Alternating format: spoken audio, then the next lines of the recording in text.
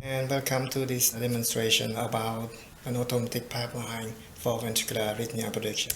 So our project focused on the sudden cardiac death, and in our project we interested in the non-invasive imaging, mainly the CT scan. Our goal is to build a classification artificial intelligence model to predict for the ventricular arrhythmia using the worsening from the CT scan.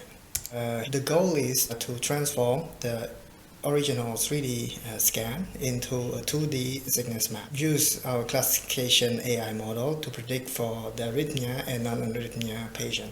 I would like to thank the ESG to that provide us with the example image. So our pipeline started with, of course, the non-invasive 3D scan of the heart. Here in the image we see the left ventricular, the biggest chamber of the heart, and right ventricular, right, and the two smaller chambers, which are the left and right atrial. We're interested in mostly on the left ventricular. Using can segment automatically all the slices and all the two ventricular that we interested in.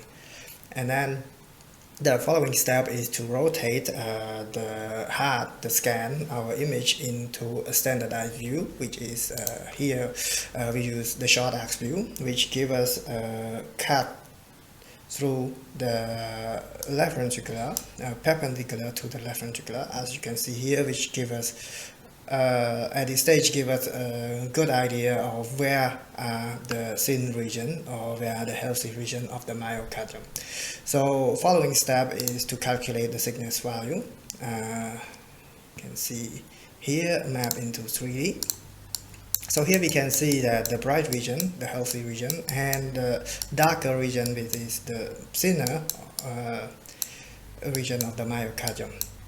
So here we have a 3D representation of the sickness map, but for our project we flattened this 3D into a 2D representation of the sickness map. We got a more uniform 2D shape representation of the left ventricular. From this 2D map, we feed it to our prediction model. So here we got the result of 0.98 for the ventricular arrhythmia, and we also, as I presented earlier, got the attention map, the right color set.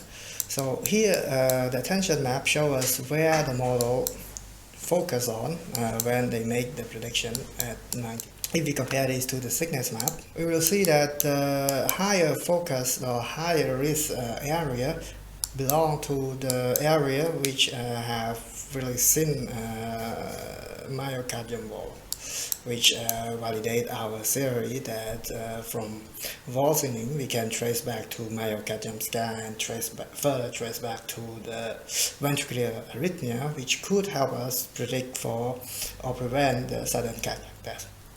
So to sum up, at the end of our pipeline, we got a prediction score for ventricular arrhythmia and risk map or 3D risk map that can be further exploited in clinical use. Thank you.